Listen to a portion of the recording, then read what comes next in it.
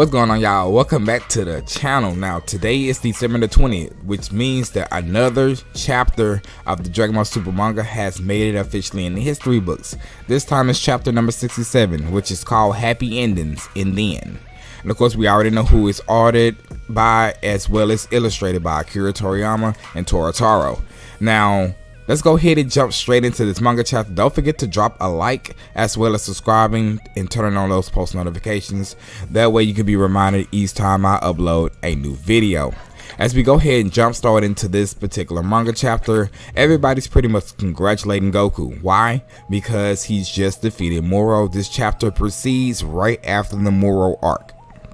So we can see Krillin, Yamcha, Gohan, Tien, Chaozu, everybody's there congratulating Goku and just showing a sigh of relief because now they know that the earth is saved again.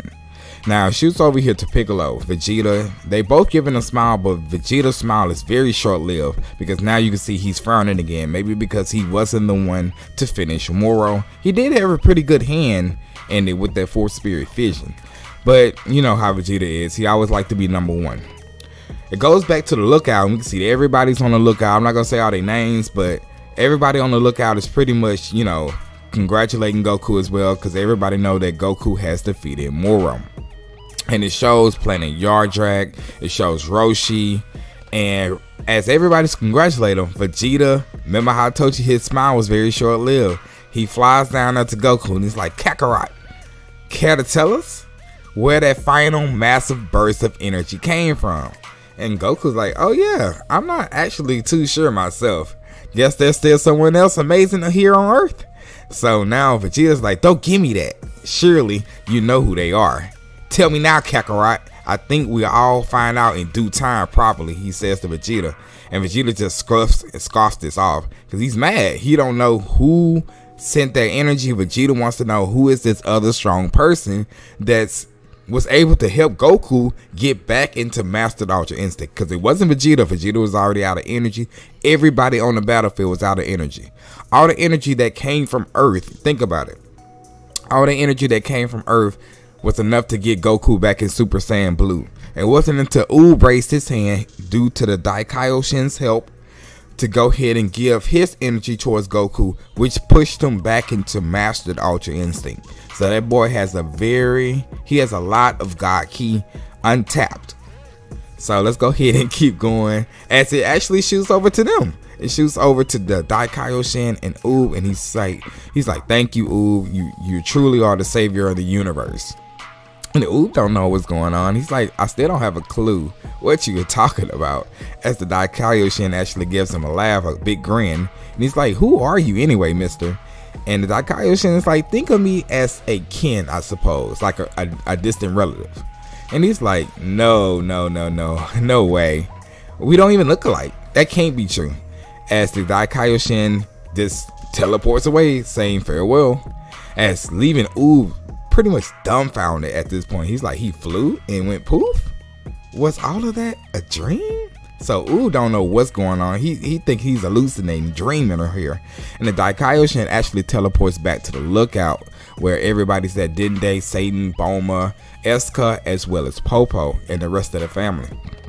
And everybody's pretty much acknowledging him. Hey, great Lord of Lords, thank you. It's an honor to meet you. Thank you for working to save our planet.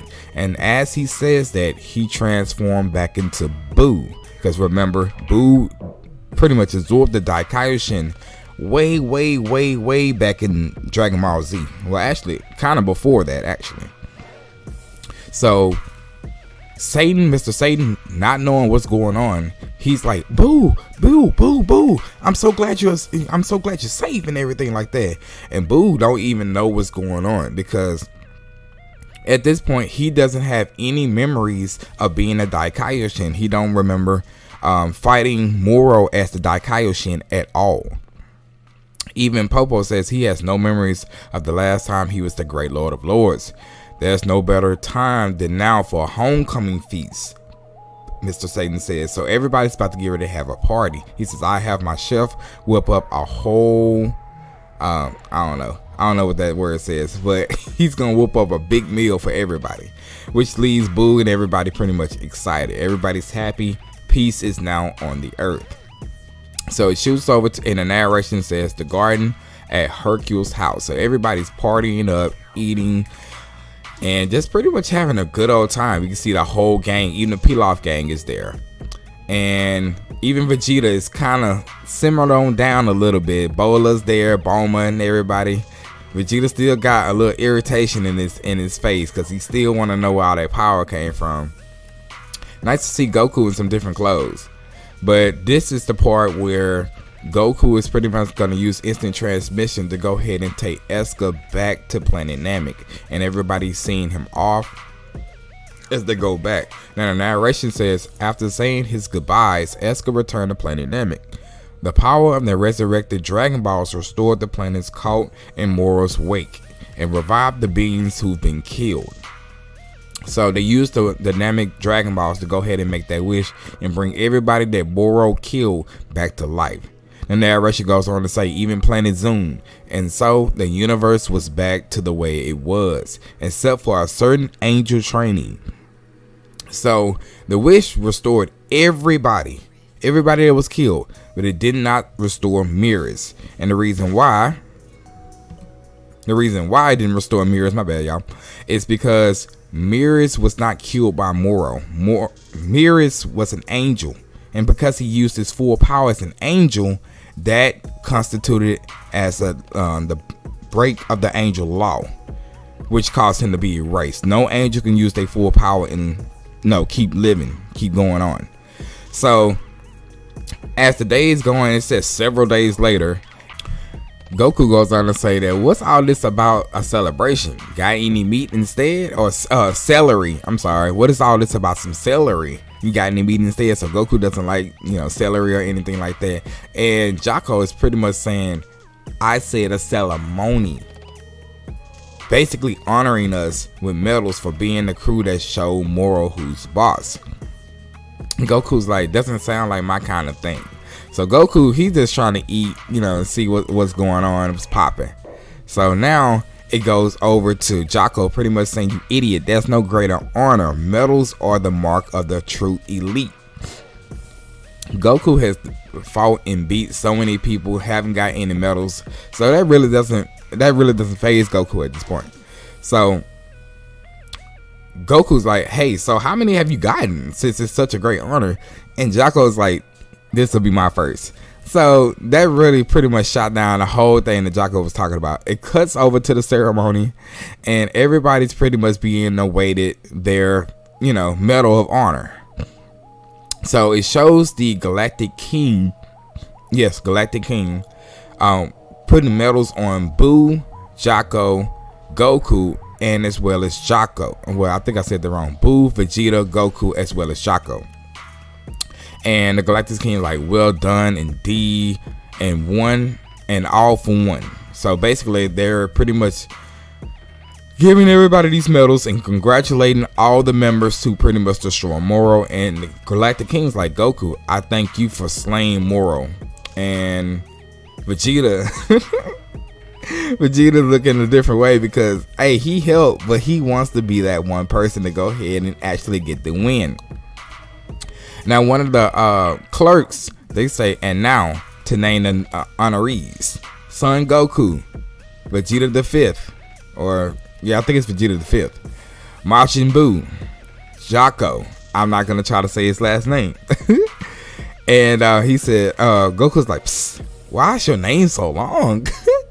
And Jocko's like, what's the matter? And finally the clerk says, everybody looking back like, huh, there's someone else? Beerus, now known as Beerus. And I'm not finna say his last name because I can't pronounce it. And Goku looking like, I know you lying. Like, what? Man, Beerus come walking from behind the audience and leaving Goku so shocked. Even I was shocked when I read it in the spoilers. I wish I probably wouldn't have did the spoilers and just seen this. I probably would have been dumbfounded right now. But Beerus, he says right here, in Goku's face just telling it all. Like when I seen the spoilers yesterday, that was my face right there as well. So the Galactic Keys puts the medal around Beerus, and Goku's like, Beerus, it's really you. Even Vegeta's shocked, and I'm trying to figure out, didn't Beerus die after Vegeta was already knocked out on the ground. So I'm kind of confused here. I'm really kind of confused. I didn't even really know that Vegeta. I mean, I'm pretty sure Goku told him afterwards, but it's not like he was there when it actually happened. Vegeta was knocked out on the ground, I thought. So Mirror's like, Goku, Vegeta, I'm so glad to see you again. And Vegeta's like, how are you alive? Didn't you cease to exist? And Mirror's like, yes, I did cease to exist. As an angel, that is. Leaving everybody kind of, you know, dumbfounded and shocked, trying to figure out what he's talking about. So the narration goes, a few days later, as we know in the last chapter, Beerus and Whis got the urgent call to go back to the Grand Palace where Zeno and the Grand Priest lives. And you can see Beerus and Whis bowing, Beerus sweating like a fish. Well, fish don't sweat, so he's sweating really bad. And the Grand Priest acknowledging by saying, you two should have some idea of why you've been summoned. Leaving Beerus said, yeah, but I had nothing to do with this mess. This was Whis doing. So Beerus blames it on Whis. What? And narration goes on to follow Whis by saying, I certainly did not expect Beerus to violate our angel laws. And the Grand Priest says, at last, I was wrong to place him under your care. As Whis says, my deepest apologies. Leaving the Grand Priest pretty upset. Look at him. Like, look at his facial structure. We ain't seen his face look like this since the Tournament of Power. And even then, he wasn't really mad. He was just more intrigued about Goku and this whole tournament thing. So the Grand Priest goes on to say that it is the fate of law-breaking angels to vanish from existence forever. That said, I personally eradicated Beerus temporarily before resurrecting him as a mortal. Leaving Beerus shocked. He's like, what? The Grand Priest goes on to say that he's now has a lifespan and his angel powers are gone. There was simply no other way to save him. And everybody's pretty much speechless except for we saying, what moved you to do such a mercy? And the Grand Priest like, actually, it was this one who came to me willing to sacrifice his own life to save Beerus. And it shows us the Kaioshin. And Beerus is beyond shocked. The Kaioshin says, thank you for reconsidering the matter. And Beerus is like, Kaioshin, when did you get here? Like, what's going on? And the Kaioshin is like, it was all I could do. It's all I could do, I'm afraid. I couldn't read that for some reason. And Beerus says, how dare you put our lives on the chopping block? Like, what's wrong with you? You and I are two sides of the same coin, remember? So remember that if the Kaioshin die, then Beerus dies. And if Beerus dies, the Kaioshin dies. They both linked. They both lives are linked. Leaving Whis to actually smile because they over there bickering about, you know, the Kaioshin actually making a selfish suggestion. I mean, Universe 7 did have an aid in that. But anyway, the Grand Priest says, in any case, for your involvement in this trouble, I would have to impose a penalty on the three of you. Even everybody looking, what's gonna happen? So Beerus is like, what kind of penalty? And it shows us the two guards that oversee the Omni King. They never say anything. They just always standing by the Omni King. I think we've seen them move like one time because Goku got too close. But no, it cuts over to them and they're pretty much on vacation. They're drinking wine or something like that. They're in a jacuzzi, a hot bath, and they just living it up. They going crazy. But it shows the Zenos, the Omni Kings, and they're saying, go faster, talking to both Kaioshin and Beerus, because now they are the ones who's gonna have to play with Zeno as a punishment for, you know, the fate with Beerus. So we can see them actually run out. Of course, Beerus can do it fast because he's naturally a cat anyway. And we can see Beerus over there. I mean, we can see Whis over there hearing horsey Beerus 121 gen. So I think Whis is calibrating the speed of both horsey Beerus and horsey Kaioshin. So this is crazy. We thinking that this finna be somebody's finna get punished like real bad. Somebody about to get beat up or possibly almost erased. Something's gonna happen because hey, the angel's son, one of the angel's little sons, got erased, but somehow came back. He was resurrected back as immortal just to, you know, please the Kaioshin and everything. And their punishment is to play horsey with the great lord of all. But anyways, Zeno is getting really tired of Beerus because he's not running anymore. Both Zenos are. The Kaioshin and Beerus are both tired as heck. And the Grand Priest says, I've been meaning to give their two attendants some time off. So this is perfect. Leaving Beerus so mad. He's like, damn it. This is all Goku's fault. Beerus only broke the dumb law because of him. Wait a minute, Beerus now. Wait. You calling the law dumb? This the angel law. You ain't no angel. Angel's above you. So what you calling that laws dumb for? But anyway, you can see Zeno over there pulling on his ears. And Beerus is like, Whis, what's Goku up to right now? And Whis is just pretty much saying, Goku? My, he appears to be partying up with Beerus and the others at the Galactic Patrol headquarters. And Beerus is like, you're kidding me. While Zeno is literally pulling on his eyelids right now. Notice how Beerus and the Kaioshin is getting the pretty much brunt of the punishment, but Whis is just sitting there watching. I'm not gonna say anything, but anyway, shoots back over to the party, the Galactic Patrol headquarters party or ceremony, whatever you want to call it, and it shows everybody pretty much still shocked that Beerus is back alive, and they're taking pictures. Just pretty much, you know, what you do at parties. You take pictures, you eat.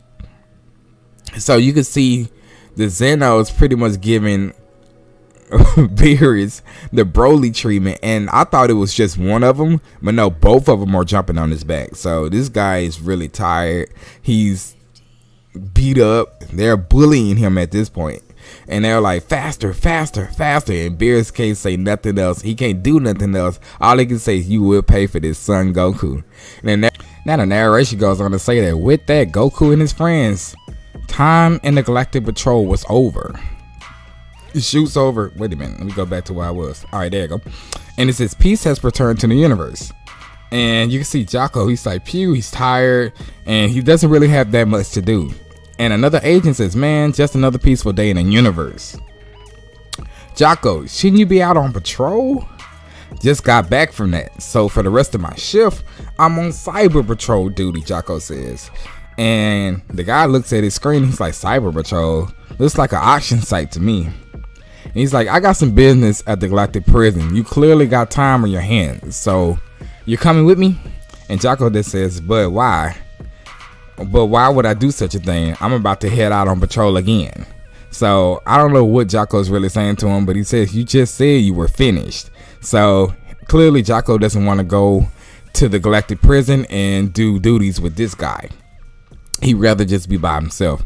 So he pans over to the Galactic Prison, and you can see them walking by these cells, and one of the people that they caught on planet Earth begins to speak to Jocko, and she's like, hiya boys. It's been a while. How's it hanging?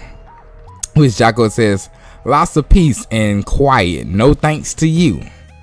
And she's like, is that so?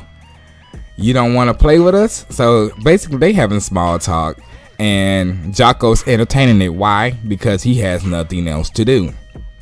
So it pans over to YeLLa, and the other galactic agent says, I got a question for you guys. My squad radar detected something rumbling, a faint distress signal coming from the crater left by Morg's explosion. Got any idea what that might be? And YeLLa's like, couldn't tell you. He begins to yawn, and the other robot guy, he says, you know what he's talking about? Well, I think, yeah, YeLLa says that to the robot. He said, do you have any idea what this agent is talking about? And the dude's like, right. Well, after that explosion that size, it could have just been a general interference. And YeLLa says, hey, forget that crap. Tell him to ram up some rations. basically he's hungry. They're barely feeding me anything in here. Probably because he's big and the regular portion doesn't go towards, it's not really that much for him. So the agent says, sorry, but your food portions are predetermined. We can't change that. And Yumba's like, then just let me out of here. I eat till I'm stuffed. And Jocko's like, you punks are never seeing the outside of this lockup as long as you live. Just be grateful you didn't get the death penalty. And they begin to fight, and just like any cell mates and security guards do. So another person says, hey, Galactic Patrol guys, why haven't you we haven't forgot that you killed our pals. He's talking about 7-3, and I forgot what this the other one was called. Shimareka, I believe it was Shimareka. And the agents begin to say, it was Moro who did that. Your grudge is misplaced. And Moro literally ate 7-3.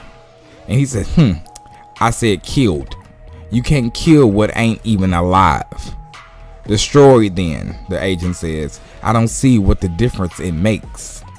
So it pans over back to Earth to that crater where Moro was destroyed in. And you see these bits and pieces of matter is beginning to fall down in that crater. And the prisoner goes on to say 7-3 was just another thing we stole. He was empty at first, but as time went on, we filled him with data and turned him into a powerhouse. All that hard work's gone now.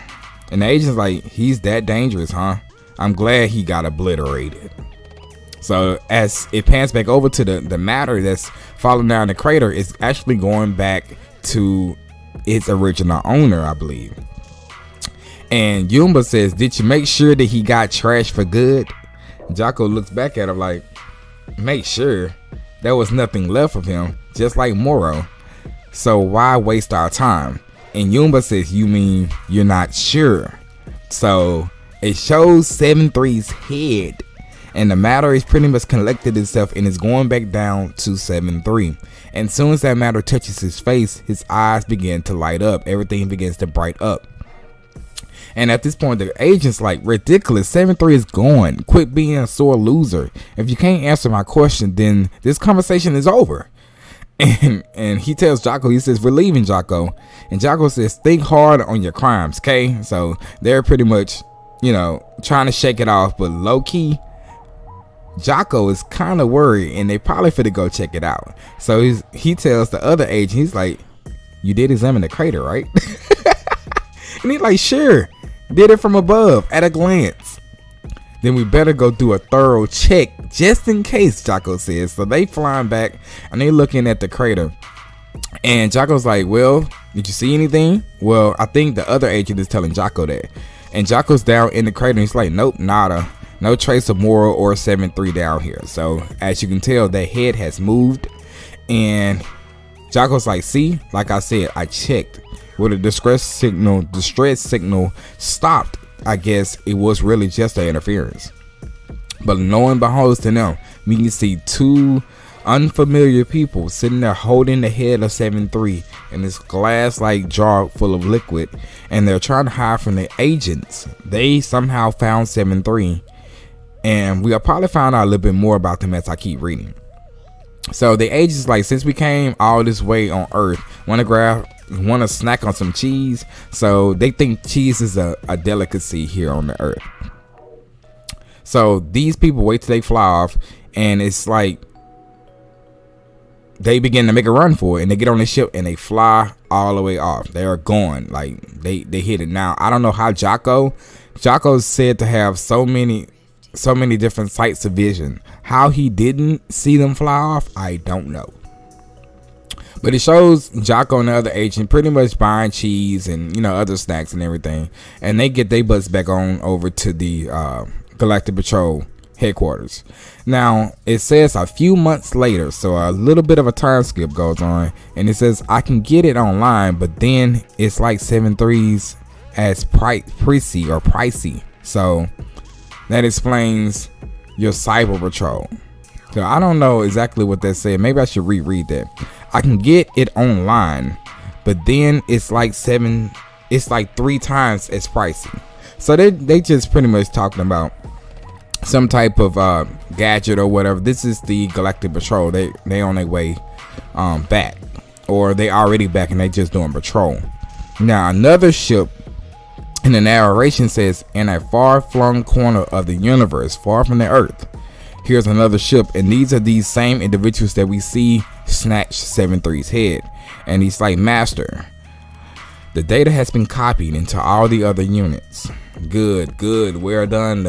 I guess the Master is saying to him, he says, as should now have equivalent capabilities. Excellent. We never expected OG73's eye to be powered up to this extent. A pleasant payoff for our efforts. As one of his servants says, all seems lost when Sagumbo and his goons stole one, but it seems that luck is now on our side. And the Master's like, indeed. And now most of those rotten bandits are gone. The time has come for us to rule this universe. So this guy think he's about to rule the universe with some 7-3s that Goku and Gohan pretty much beat down. But we don't know to what extent 7-3 is really powered up now. But as that ship and them are talking, there's another ship lingering straight towards that ship that's carrying the 7-3. And you can see this character and he's like, it's that ship, right? Oatmeal? Correct, Granola, but do be careful because there could be many on board.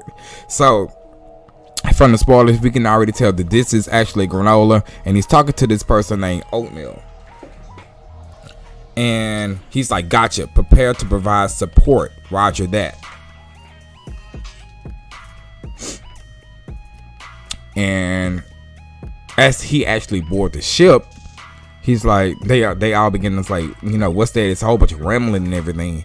And everybody runs in and says, we've been boarded by an intruder. What the? Like, sees the guards. Like, everybody's trying to go and stop Granola. And Granola is just making slight work. He uses a ray gun and he pretty much incapacitates everybody with some type of electric blast.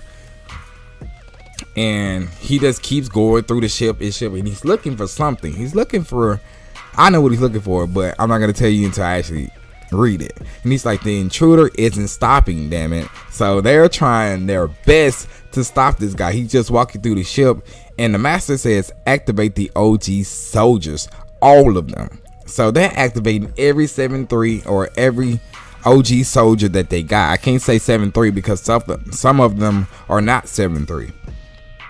They're older models or maybe newer models.